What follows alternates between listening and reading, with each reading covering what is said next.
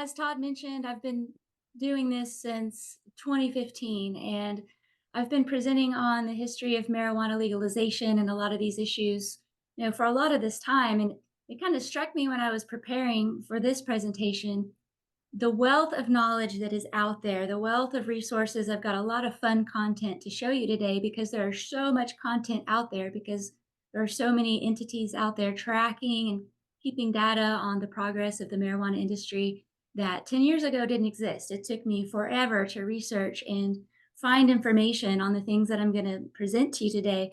But we'll start right off the bat. This is where marijuana is legal under state law across the country. In these states, the dark green is the adult recreational use. The medium green is medical use. The light green is, well, it's kind of like a high CBD, low THC program. And then the orange states are still, they don't really allow much of anything. So I've got some stats here. So, on that map, there were 24 adult use states. There are 40 medical states. So today, 54% of Americans live in a legal state, and 79% live in a county with at least one dispensary, which is pretty amazing, especially to me sitting here in Texas with 0 dispensaries. It's now a $40 billion industry. The support for legalization is at 88%, according to a recent Pew poll this year. 50% of Americans admit to trying it. 17% admit that they smoke it on a regular basis. I think that just means once within the past 30 days. The marijuana industry now employs almost 500,000 people across the country, probably more than that. That's just what's reported. And then demographics, it might be interesting, and no matter, whatever your law that you're practicing in and what your issues are, but 63% of sales of cannabis sales are to Gen Z and millennials. And almost a third of them report replacing alcohol with marijuana. So those are big trends, that people are now using more marijuana than alcohol or cigarettes in the country, which is amazing. So here's just a little picture of a dispensary, just some more fun facts. There's 15,000 of them in the country.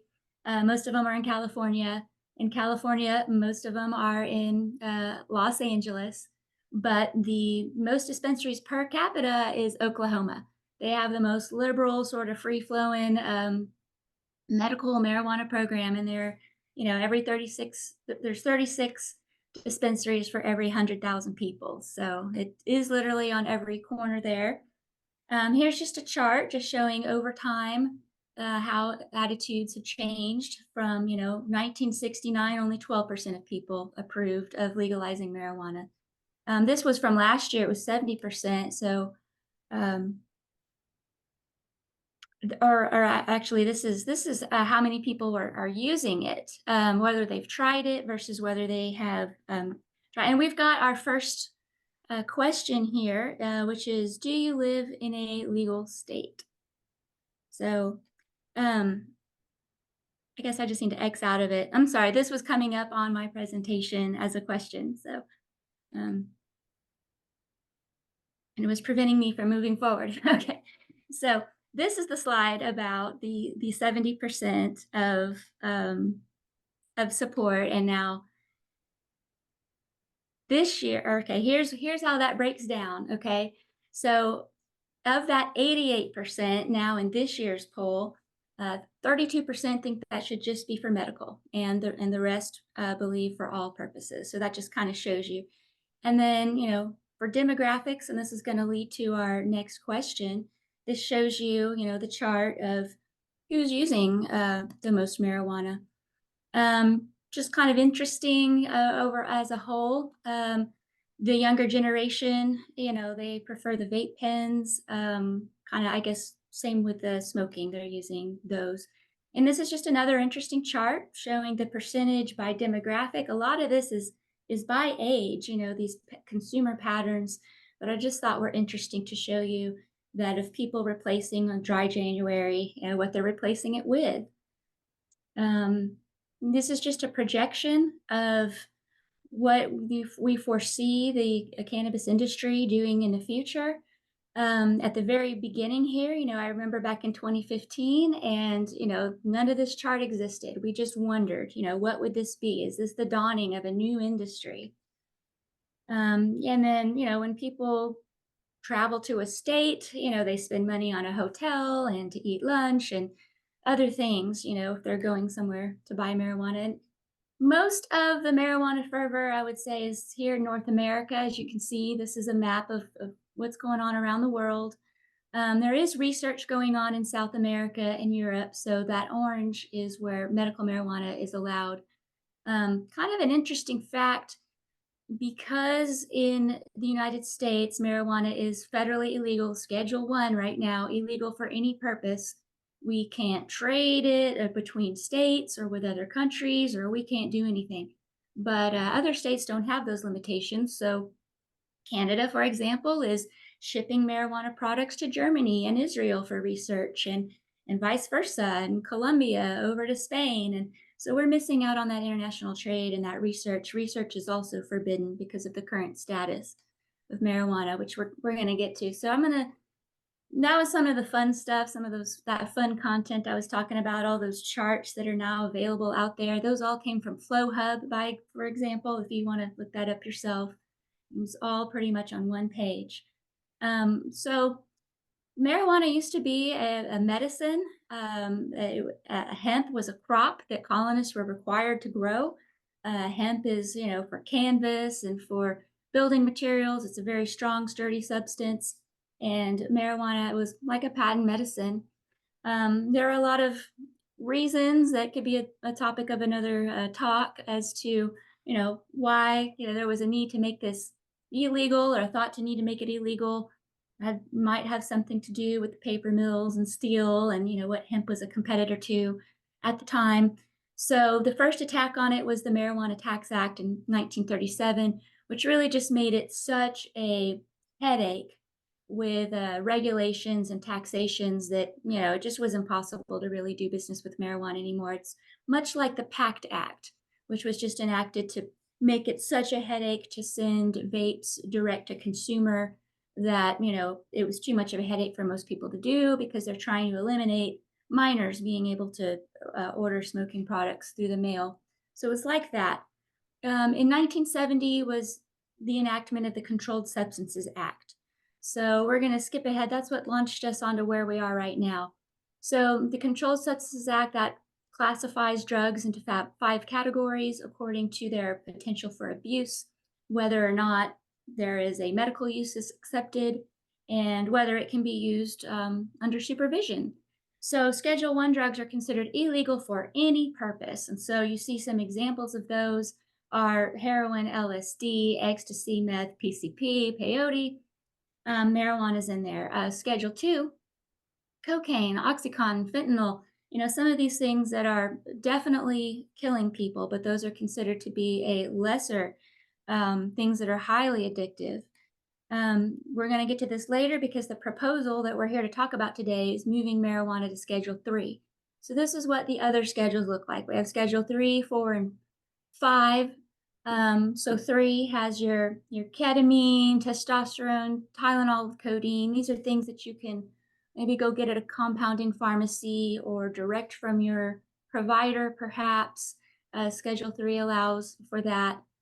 You are supposed to have a prescription, though, and needs to be FDA approved. We'll kind of get into some of those thorny issues later. But right now, marijuana sits at Schedule 1, illegal for any purpose. The origin of that was President Nixon asked the Schaefer Commission to tell him, how should we schedule these different drugs? And for marijuana specifically, they came back and said, we think this is harmless. We don't really think that it belongs on the schedule. But his legislative aide has now come out and admitted that he decided to put it on Schedule 1 on purpose because it was so popular with Black people and hippies.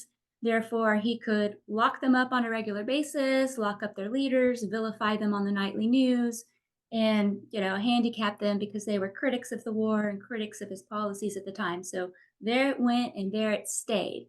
There are a lot of mechanisms to move drugs up and down the schedules, but it has stayed there. all this time until this year. In fact, this slide has been in my presentation for almost a decade now, and this is the first time I've been able to bookend it with the beginning and what I hope is the end of the story on marijuana legalization, with 1937 to 2024.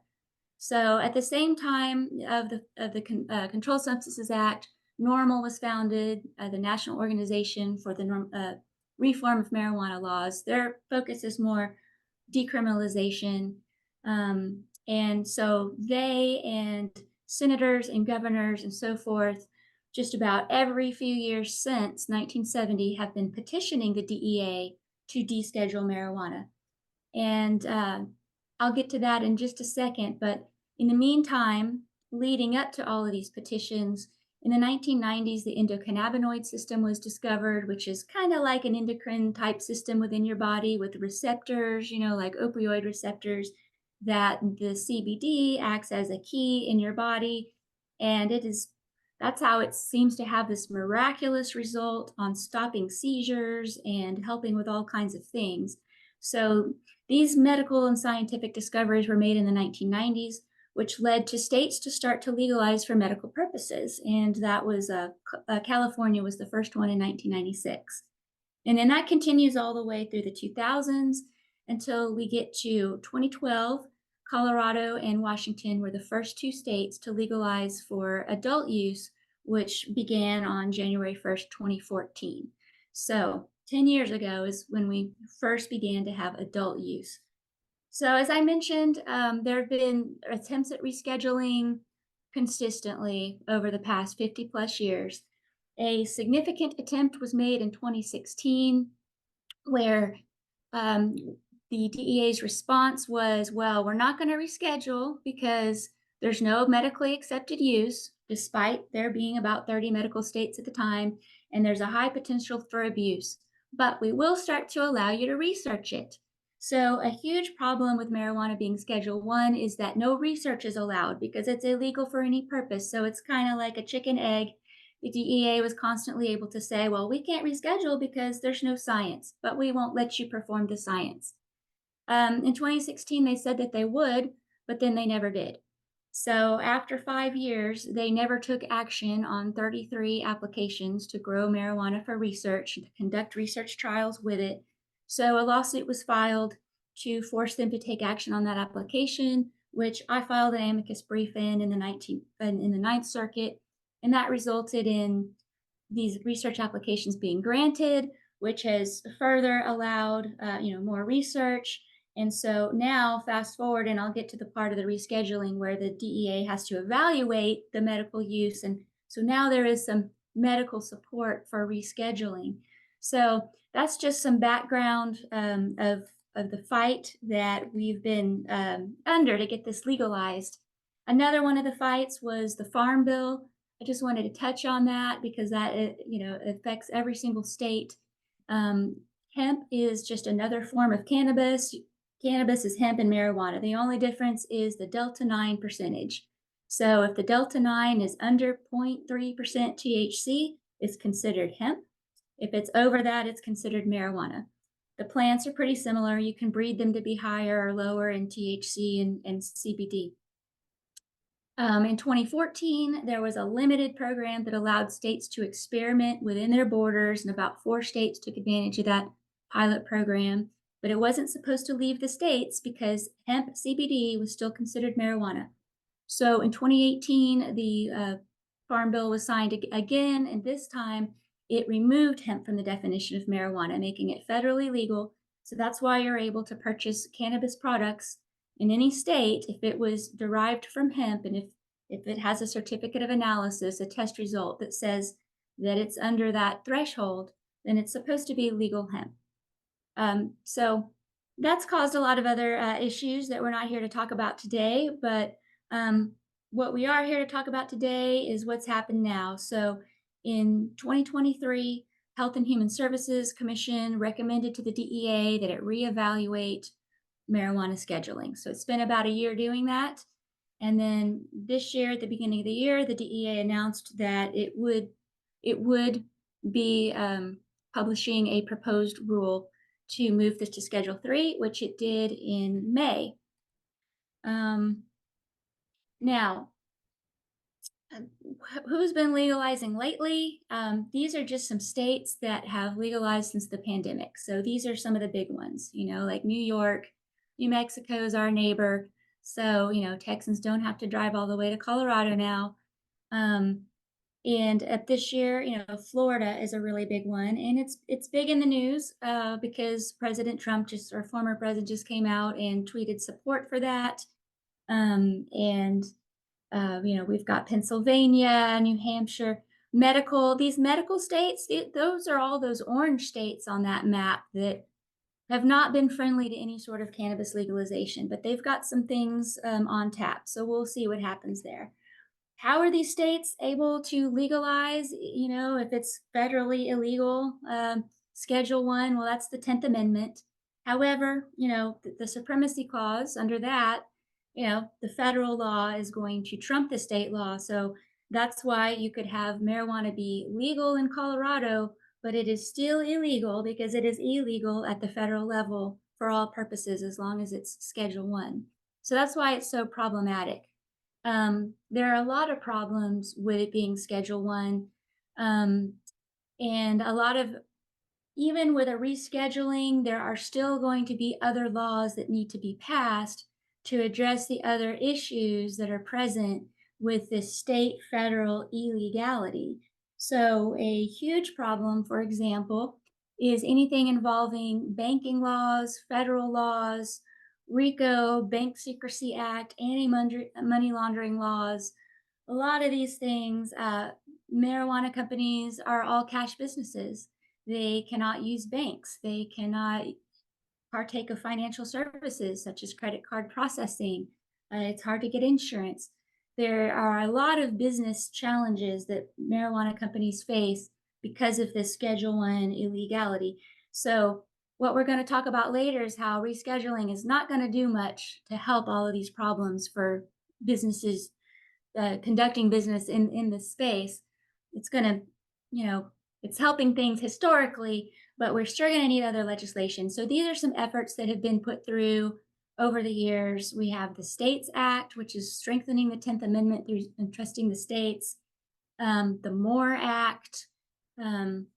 This one focused a lot on the criminal penalties, expunction. There's a lot of social justice aspects to marijuana legalization, and there is a little bit of tension in some of these laws because some of the laws focus so much on solving all of the social ills that it's hard to get a bipartisan agreement on it. The Cannabis Administration and Opportunity Act is like that too, but it also wants to tack on a 25% federal tax on it. All kinds of things. It's one of those kitchen sink bills that's just not going to make it through. I really like the States Reform Act. It's put forth by Nancy Mace. She's a freshman Republican. It's a very comprehensive reform. What I like about it is that it is business oriented. She's thought about how is this going to alleviate problems for businesses? How can we get this on the stock exchange and regulated by the right entities? Right now, the entities that regulate marijuana in the states are usually a tax revenue office. It might be in Texas, it's the Department of Public Safety. It's our law enforcement office. It might be a health department, but it's usually not a department that has anything to do with health or anything really focused. She wants to treat it a little bit more like marijuana. I'm sorry, alcohol regulation, allow for banking, keep the taxes low at 3%.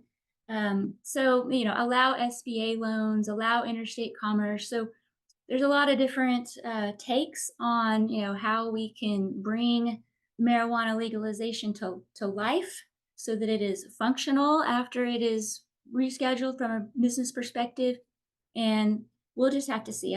Some of these things have made it through the House, but not the Senate. What's really important, which I'll come away from this seminar knowing about, is the SAFE Act. So that is something that absolutely has to be passed, some form of the Safe Banking Act, because as I mentioned, the inability to use banks or have any financial services that is extremely crippling to any business. So that is going to have to be passed for meaningful change. Um, I just went through a little bit about the Farm Bill already. Here's just a slide for you on it.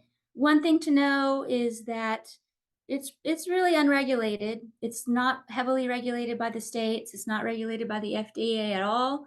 All of the states are constantly changing their laws on it, and there are a lot of questions about whether some of the synthetic cannabinoids that people have invented in a lab working with hemp are actually considered derived from hemp and legal hemp products, or are those considered controlled substance synthetics by the DEA? These are some unresolved questions that, could arise for you. There's conflicting laws in every state, just like there's 50 different marijuana laws in every state, there's 50 different sets of hemp laws. Um, in the past, I would talk about, oh, here's your next, your question is if you've ever tried a hemp product.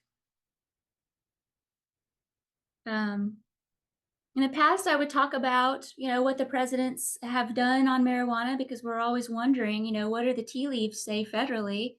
So Obama, he put out what was called the Cole Memo, which was guidance to prosecutors telling them, hey, don't expend your efforts and resources on state compliant businesses that are meeting certain criteria. Under President Trump on the campaign trail and as president, he was very consistent in supporting a states' rights approach and supporting medical marijuana. He signed the Right to Try bill. He legalized hemp, and he was trying to get the FDA to regulate CBD. And a lot of progress was made under his administration. That all kind of went by the wayside once President Biden took office. And then, as mentioned, now that he's campaigning again, he's taken it a step further and is now voicing support for adult use, kind of saying, well, the sky hasn't fallen. I'm not really for it, but looks like it could be a good thing.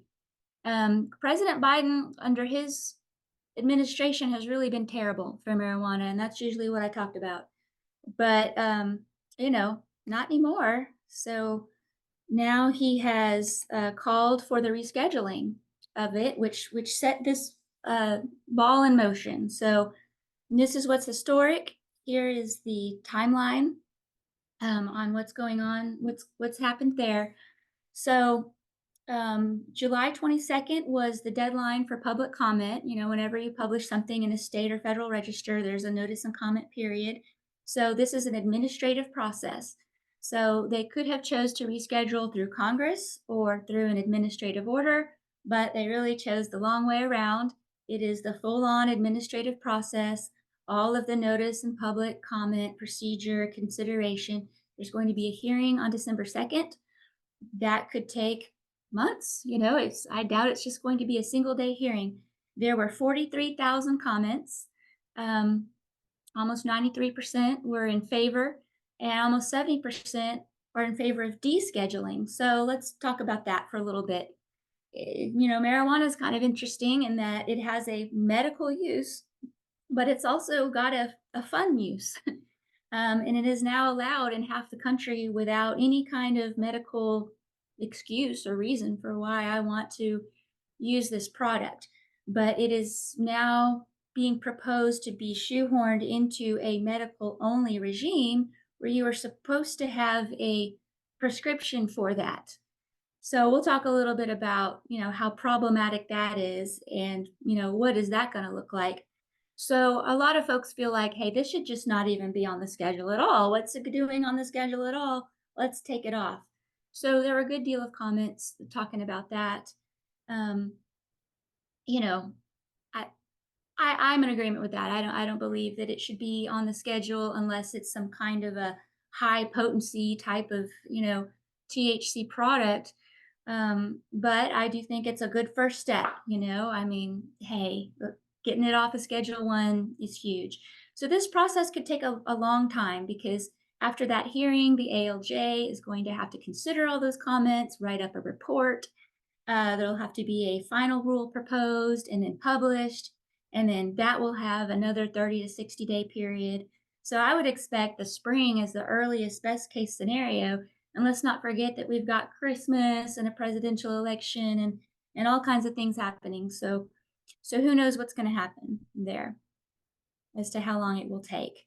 So, what will rescheduling do? I've kind of alluded to some problems, but it is going to make it available with a prescription. So currently, you can't get cannabis for a prescription. What Schedule 1 means is you cannot even legally prescribe it. So, for example, Texas has a little poison pill in its law requiring prescription of medical marijuana. However, that makes doctors fearful to write a prescription because that jeopardizes their prescription writing privileges and their medical license. So that will be good to move it into a legitimate regime. Huge, as I mentioned, to remove the barriers to research, to allow research to proceed. Here is a huge issue for the cannabis industry, 280E under the Internal Revenue Code. That's a provision that was enacted in the 80s because in the 70s, a cocaine dealer, he reported all of his illegal winnings, as you're supposed to do, just like with gambling on your taxes. And then he deducted his yacht and his other expenses.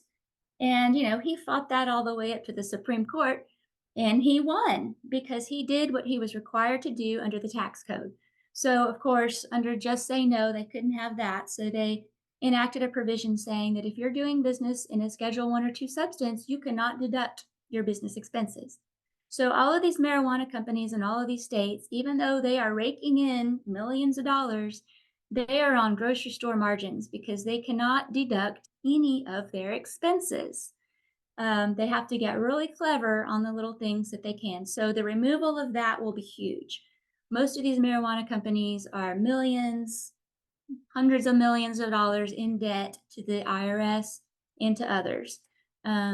Also, because of the money situation, having a hard time getting a loan, using a bank, getting attraction from venture capitalists. I think a lot of that is going to resolve. A lot more money is going to flow into the industry, helping a lot more companies to be able to survive. It's been very hard. Only the biggest and strongest that are able to scale have been able to survive with this tax problem. All the little mom and pops that had a dream of having their little dispensary pretty much has gone by the wayside in each legal state after a few years because of the inability to keep up with the regulations and the taxation obligations. So, what it will do, it's great in the history of things. It's going to create a lot of work for attorneys. Definitely. It's going to create a lot of litigation. There's going to be also a lot of issues for law enforcement. It's really, right now, it has created more questions than it'll answer. So it's a good move. But what will it not do? So here's the biggest misconception of, what you should really take away from this seminar is that rescheduling is not going to decriminalize marijuana. It's not going to legalize marijuana. It is still going to be listed on the Controlled Substances Act. There are still a lot of punishments and penalties and a lot of things associated with that. There are a lot of other laws that are triggered by the violation of the Controlled Substances Act, and you can still violate it at Schedule 3. So there are a lot of other laws at play, a lot of other agencies that enact and enforce and regulate these laws. So it's not going to solve all that. It's going to create a situation where we need to figure out, how all of this is going to work. And what it's important for y'all to know is that if you're in employment law, and you're dealing with employees who might be stoned or people who come into your premises and might trip or fall and they're stoned or whatever, what I've seen out there is because somebody sees a headline on Twitter that, oh, marijuana is going to be rescheduled next year. They just think that, oh, marijuana is legal now and don't understand that no, it's not. And the laws of every state are different. Every state still has its own Controlled Substances Act. If a state has legal marijuana, it's got its own regime for how to handle and regulate that and how to punish violations of those regulations. So all of that's going to be upended. It's not going to allow for banking, credit, financial services, or anything like that. It does not provide any magic trigger for that. That's why we need the States Act or some other type of federal legislation to fix the banking institution problem. And we need another type of legislation to fix all these other issues, such as what agency is the appropriate agency to regulate this? How should it be regulated? Should there be a national regime? Should it be a bunch of little state regimes? How are the state and federal agencies going to work together? It's not going to make any of these state programs compliant. It's probably going to make them more uncompliant. So, really, this creates a lot of questions. I just put a little facts in here about banks. So there's a lot of laws that banks have to follow, and the bankers themselves face personal liability of being taken to jail if they deposit money for a customer that came from marijuana. That's ill-gotten gains. So some of these laws are aimed to protect that. So whenever a banker thinks that money might come from an illegal place, they have to file a suspicious activity report. It's called a SARS. And that's required also by FinCEN regulations that were put out in 2014 to credit unions, which are allowed to bank marijuana. Um, and so 410,000 of those were filed last year, or up through March of 2024, or in 2024. And then there are 680 banks in the country serving the marijuana industry. That number used to be below 100. It's not very representative though, because that might mean a bank that's willing to bank a owner of property where the landlord is leasing it out to a marijuana company, but the landlord itself is not engaged in the marijuana industry, so it's probably a much smaller number of banks that are actually banking marijuana companies.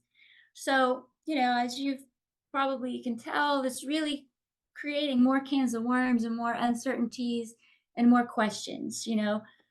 How is cannabis going to be available for adult use if it's now going to be considered a Schedule 3 medicine? At Schedule 1, it's not considered a medicine, it's just illegal. Schedule 3, it's a medicine that you get with a prescription. You can't just go get ketamine yourself. You've got to go find somebody to give you a prescription from it and go get it from someone, unless you're Matthew Perry. So, will cannabis sellers have to register with the FDA and the DEA?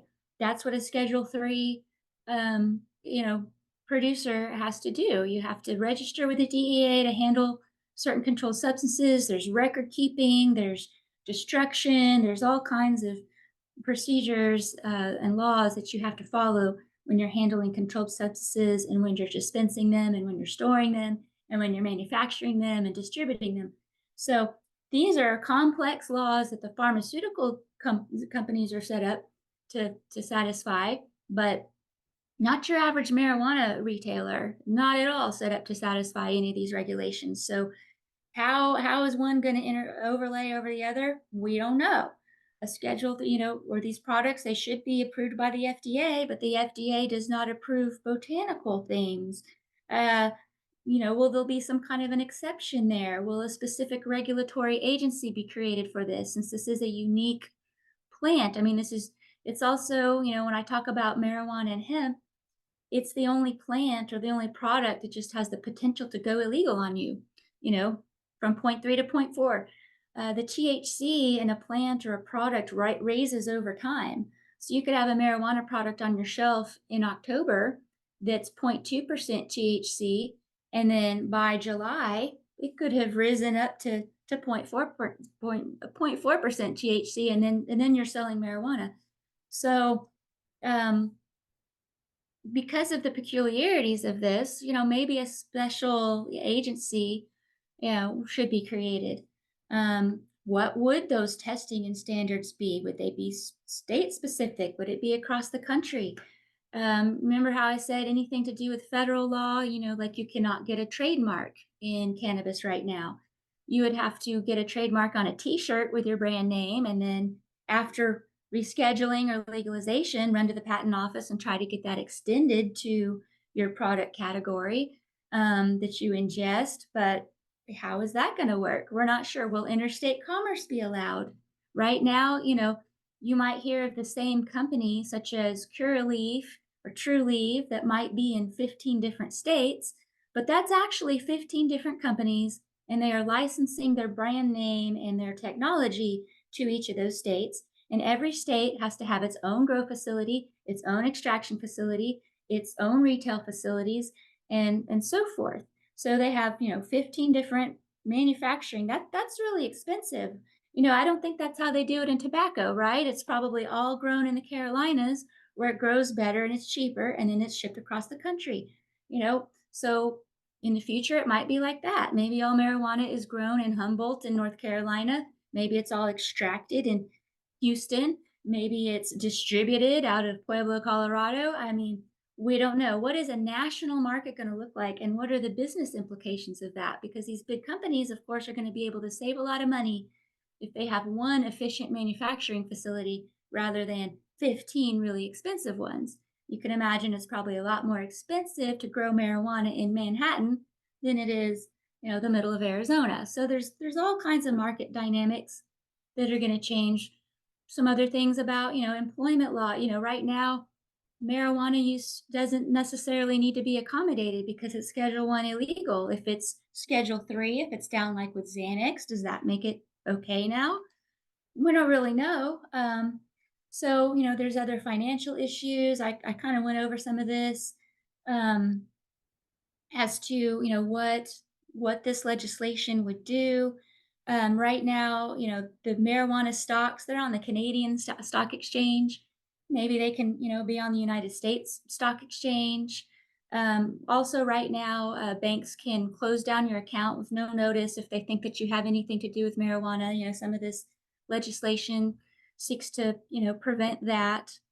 And then, this is just for those of you, dealing with employment law. I was kind of touching on this.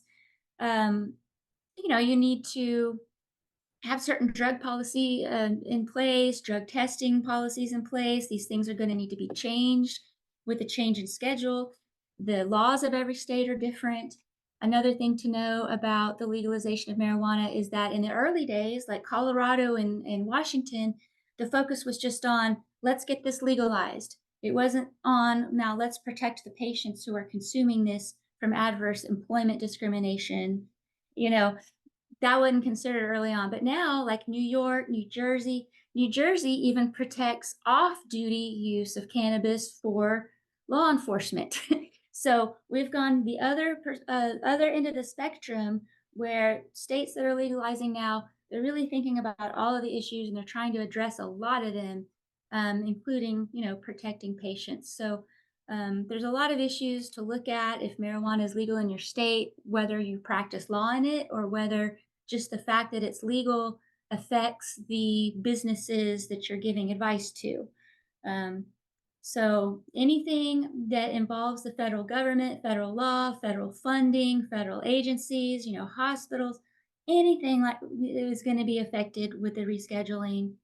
um, the transition from the state markets to the national ones, you know, all these things that I've touched on in the past hour, regulatory enforcement changes.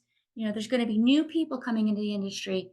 There's been alcohol, pharmaceutical, all kinds of big industry just kind of sitting and watching while this 40 billion industry takes off, waiting for it to come off of Schedule 1 so that their investors feel comfortable with letting them jump in. What is that going to mean for all of us cannabis people that got in 10 years ago for the love of the plant, but we don't, have a treasure trove of zillions of dollars? I don't know, so I think that the face of the industry is going to change with big business, big lobbying, and all that coming in. Whereas to date, it's been more of the kind of the craft growers and cannabis lovers. But over time, there's been more and more consolidation. And as I mentioned, the smaller players have been unable to keep up with the challenges. So it's going to call for new strategies, new laws, more litigation. And, we'll talk in a year and we will see if rescheduling has been completed a year from now and what it's looking like. And at this point, I'll take any questions.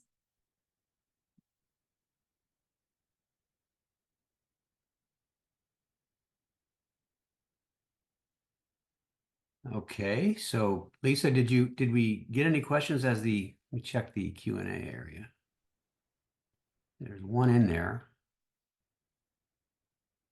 Did you see that one question in the Q&A area? I want to,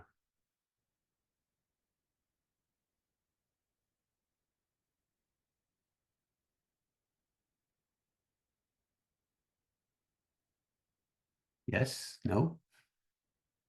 My, Hi. Looks like I might have gotten dropped from the Zoom for a second. oh, well, you're back. There's at least three questions in the Q&A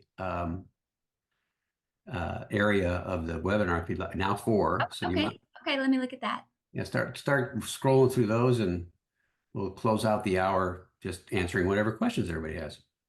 All right. How does representing and getting paid with Schedule 1 cash affect a lawyer as a member of the bar or admitted to federal courts?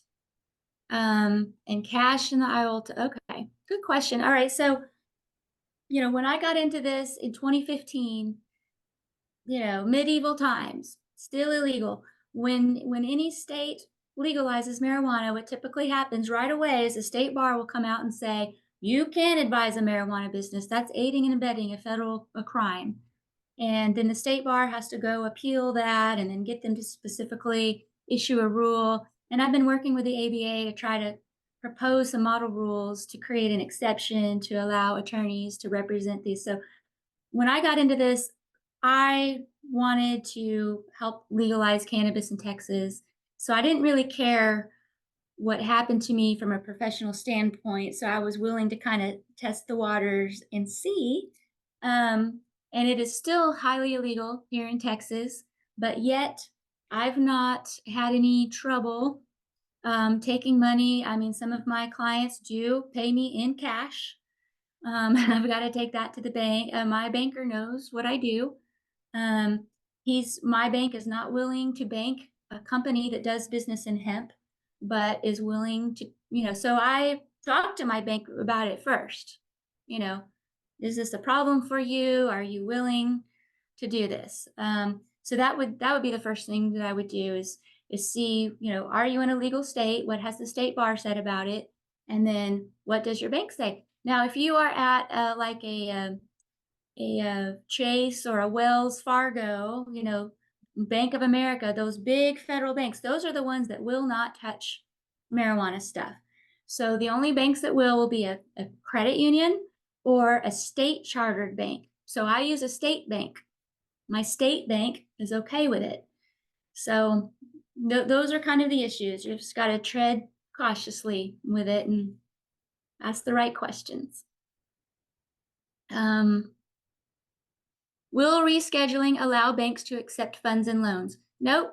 That is why the SAFE Act or some other type of legislation will be necessary, because it's not just, where it sits on the schedule. There's also RICO, Bank Secrecy Act, anti-money laundering laws, and then all the other federal laws that are triggered with a violation of the Controlled Substances Act. So more legislation will be needed. Do you think boutique firms will emerge that specialize in this area, or will this be another area of practice for tax, banking, and regulatory firms? As far as this area, I don't know if that means cannabis law or tax, banking, and regulatory. It really runs the gamut. So, my career has been in commercial litigation, and I've litigated all kinds of different business disputes and areas of law, which when I switched to representing cannabis businesses, since they are necessarily startups, because this is a new industry, some of them weren't necessarily that sophisticated. It's the first time that they've had a chance to start a new business because this is something that they know. It became legal.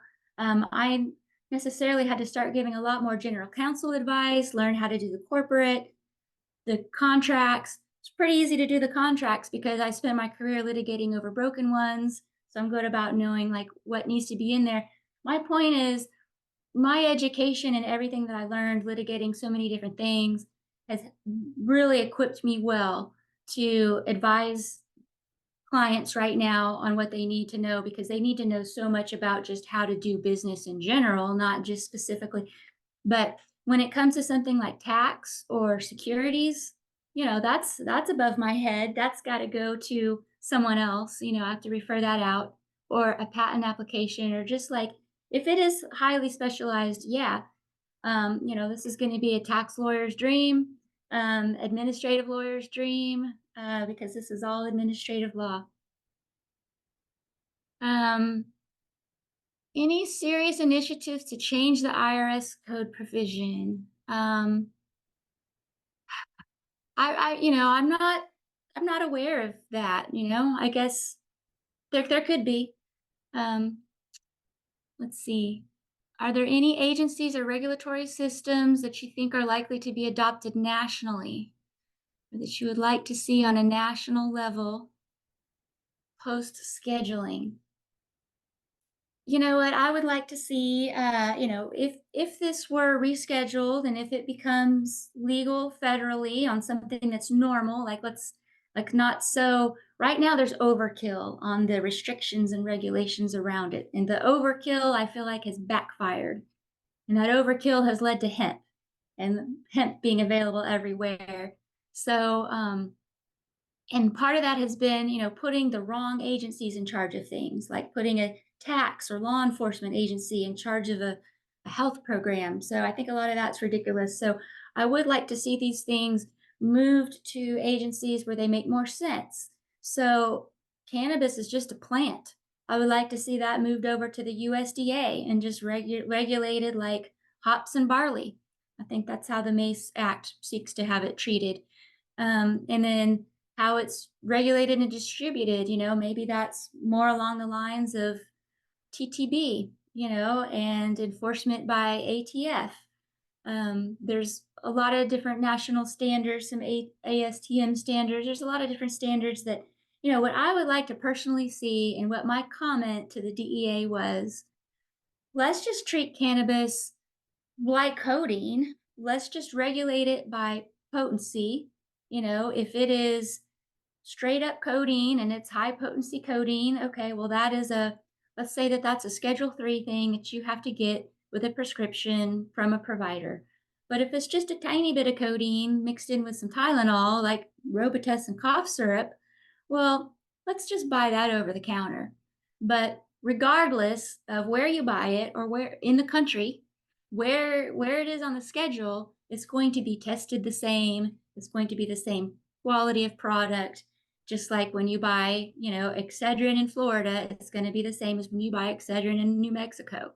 So, I would like to see something like that instead of this disjointed approach to it where, oh, it's super criminal and you're going to jail for the rest of your life for this marijuana plant. Well, if it's hemp, there's going to be no regulation on that. And it's just, I just think it's ridiculous, because it's really led to 100 different laws, because we've got 50 different marijuana laws and 50 different hemp laws on this plant. So I would just like to see one set of laws that apply to it across the country. Will legalizing marijuana lead to legalizing other drugs? Drugs are constantly being moved up and down the schedules, more often being moved up than down. I will say that I don't know if the cannabis legalization has led to, or if it's a coincidence, the rise in all of the talk about psychedelics, and the talks to try to get some research on that and move that around. That's also plant-based, to help with mental health and addiction and, other issues. So it could lead to a softening of some of that, but I'm not sure. As far as whether it's a gateway drug, I feel like that's been kind of debunked, because even with all of this legalization, teen use has stayed the same, or you know I think that probably pills and alcohol and cigarettes might be the first drug. It seems like people that are going to do marijuana, people are going to do harder things, are going to want to do harder things. So I don't know. What's the difference between credit unions and traditional banks? So, so traditional banks, I mean, that runs through the Federal Reserve, and they give you your federal charter, and they have to abide by all of these certain federal laws that apply to these federal banking institutions, whereas credit unions are set up differently. They're organized differently, they're governed differently, under different regulations. So similarly to like a state chartered bank, they are just more independent in how they are run by their members and what they can decide to do, as opposed to at the big national banks where it's all tied to the federal regulations and the federal oversight. So there's just more independence. And then the credit unions have their own special rules that apply to them, and they're able to just be more flexible because of all of this. So for example, like I said, in 2014, FinCEN came out and put out some specific guidelines for credit unions to follow, and they're compliance guidelines. It's to ensure that the banker knows what the businesses that they're doing. So it's stuff like, go back and check their website, go visit their store, go make sure they're selling the products that they said they would. Are they making the same deposits that they said they would? Are they making higher deposits than they said they would? Anything over a $10,000 deposit is suspicious. Cash deposits are suspicious. So it set forth a whole suite of rules for them to follow. So another thing at the big national banks is it costs them a lot of money to spend all that time to pour over your account and make sure you're not a criminal. And they don't want to spend that time, and they don't want that liability. Because as I mentioned, the banker himself personally can go to jail. It's not just like, oh, his boss goes to jail. The banker goes to jail. So they don't want to touch it. It's just, unless you are a big, like the question about from the lawyer about your retainers, for example, like if you are a big law firm and, you've got a lot of money coming into them, then they trust you. They know who you are. So it's no big deal, probably, if you have a little bit of a money, coming from. So same thing with a marijuana company. If you are somebody, you're a big real estate investor, your bank knows you, you do millions of dollars with them every year, and then you say, hey, I want to make this marijuana investment. Will you bank this for me? Well, the bank might agree to do that for him because of who he is. So it's kind of like that. So the credit unions just have more flexibility. Um, One set of laws, like a UCC, yes, agreed. Um, let's see. I'm gonna let you take one more here, Lisa, Okay. and then I'm gonna close it off at the hour so that everybody can decide if they want to. Anybody who wants to hang around, ask you more questions, we'll be here for like 5 or 10 minutes. So All go ahead, right. pick Here's one a more. juicy one, and this is for those of you in the audience that are in the weeds with cannabis. Do you anticipate conflict between the hemp and cannabis industries in the near future? In Ohio, adult use cannabis was recently legalized but is heavily regulated. Conversely, intoxicating hemp products, many of which are heavy in THCA, are readily available from gas stations and other retailers and much less expensive. Efforts to regulate intoxicating hemp have been met with lots of resistance from the convenience store lobby. Are we headed for an internal war among cannabis enthusiasts? Well, we're not headed for it. We've been in it for several years. So going back to about 2020 is when I would say, uh, just to give you a little background, hemp was legalized. Everybody threw their life savings in it, started growing tons of hemp. Then something happened in 2020, some kind of virus. I don't know, like there was some kind of shutdown or something, and like nobody could do anything, and all the capital dried up. So we had all this hemp grown for CBD, nowhere to send it, nobody to sell it to. What do we do? So the chemists got busy and they figured out, hey, you can make this stuff called Delta 8 from CBD, and it makes you feel a little bit high, not quite as high as the Delta 9. And so that was an issue a few years ago. And so yeah, that was something that you could go buy at a, convenience store. When you go to a dispensary, you have to give them your driver's license. So you go down on a government database, which if you're a veteran or a gun owner, or you just don't want the government knowing that you're buying weed, you don't want to do that. You have to pay a lot of money for it. You have to pay high taxes for it. You have to go to a special store for it, all kinds of things. You can get virtually the same product nowadays under the hemp label at a regular store where you don't have to show your driver's license.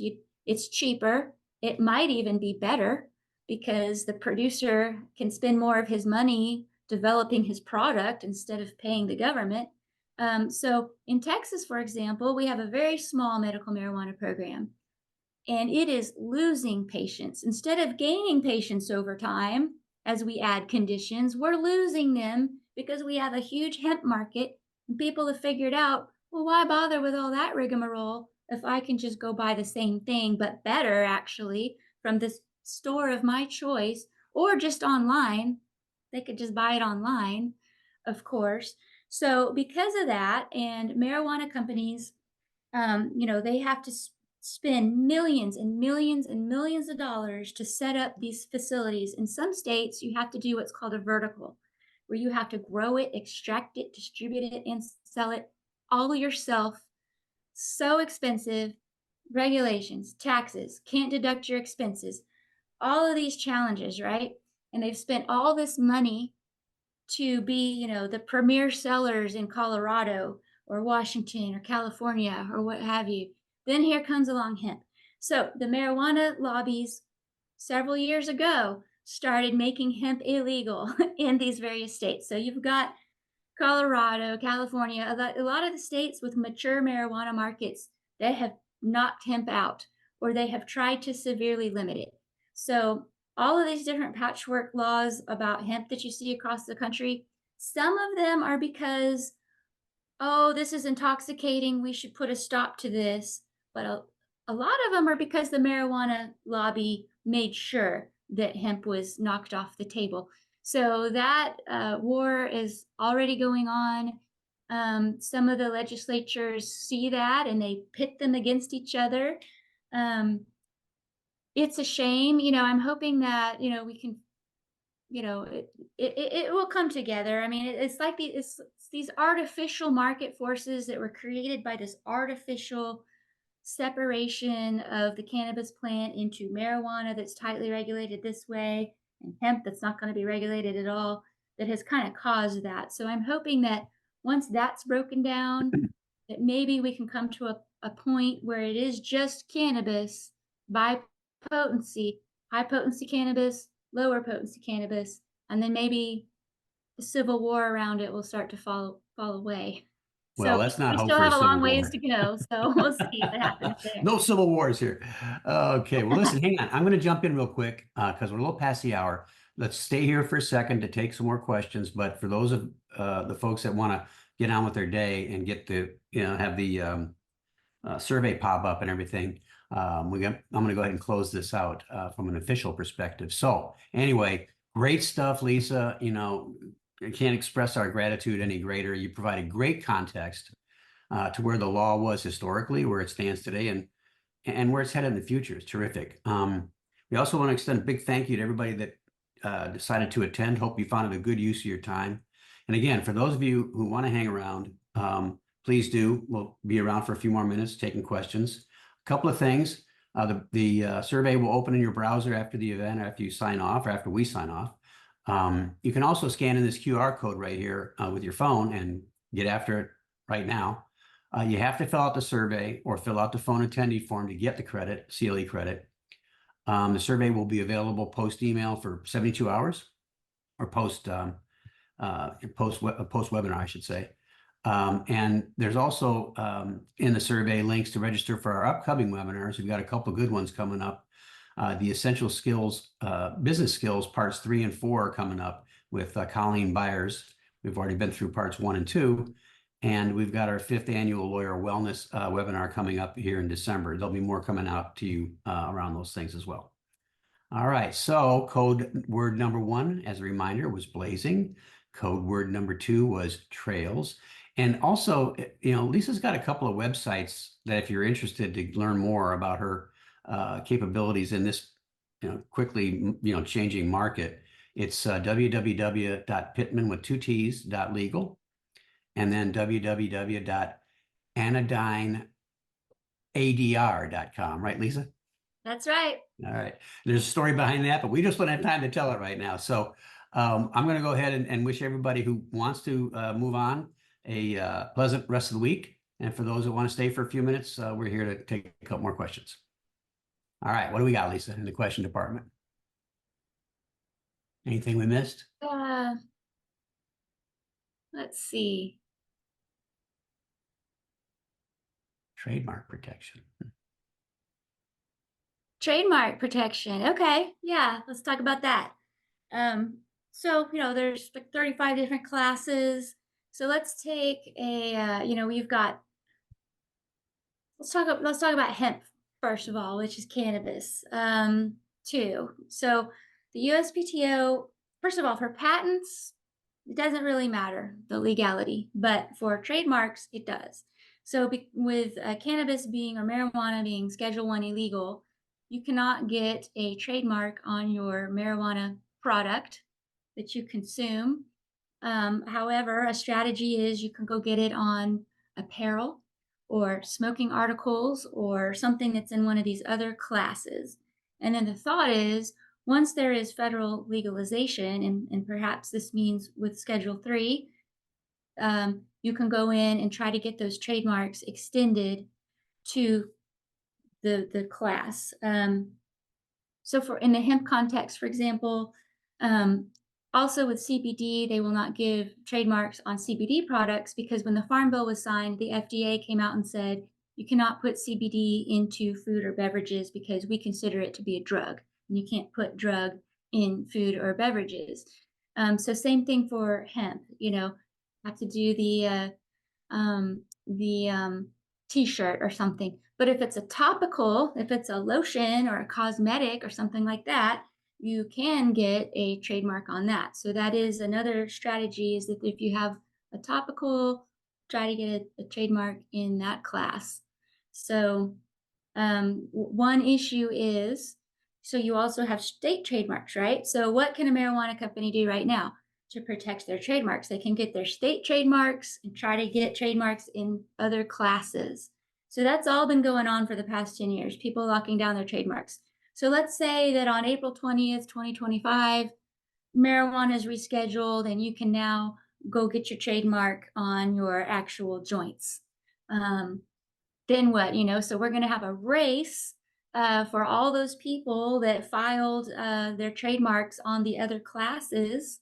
We're going to have a race with people that filed their state trademarks. Which ones were considered first in use in commerce? There's so many questions that are going to arise.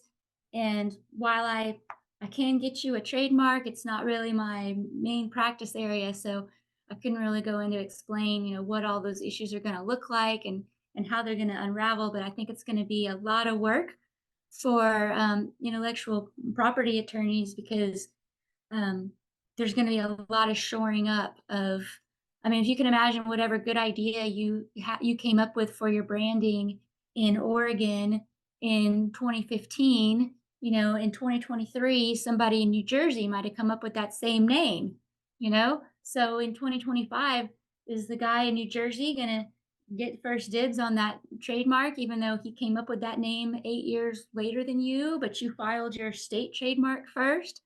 I'm not sure what the answer to all these questions are going to be, but it's going to lead to a lot of fights between a lot of people across the country that have all tried to protect trademarks to similarly named products, and so what's going to happen the moment that becomes available to everybody again? That'll be interesting to see.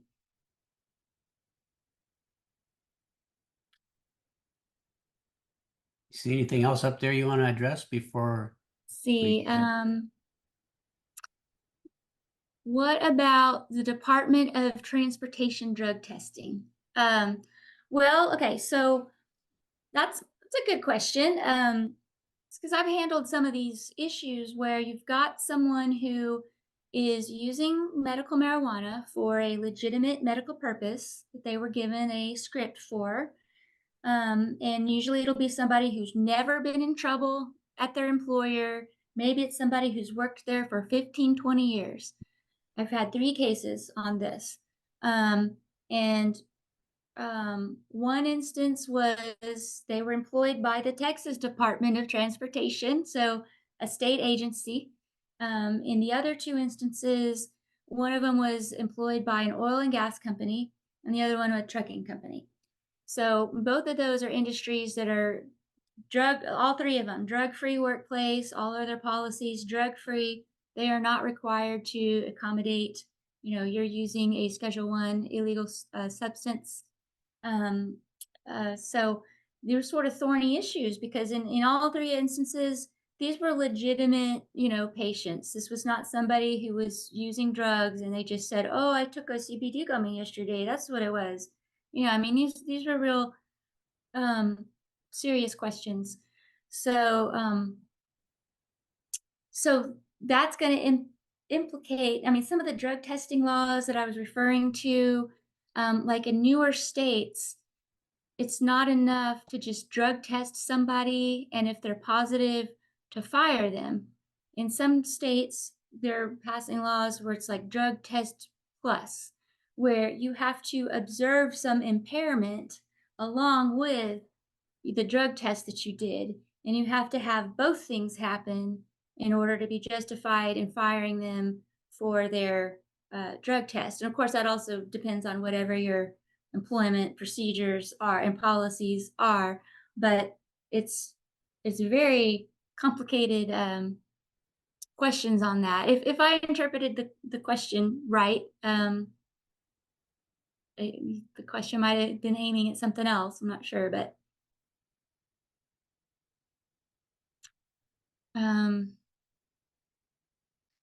okay, so 280E references Schedule 1 and 2 as operative to disallow deduction, so perhaps making it further down the list or more negates 280. Well, that's what, yeah, with marijuana being moved to Schedule 3, that's probably the main concrete positive result that I can say will definitely result from Schedule 3 is that cannabis businesses will now be able to take their business deductions.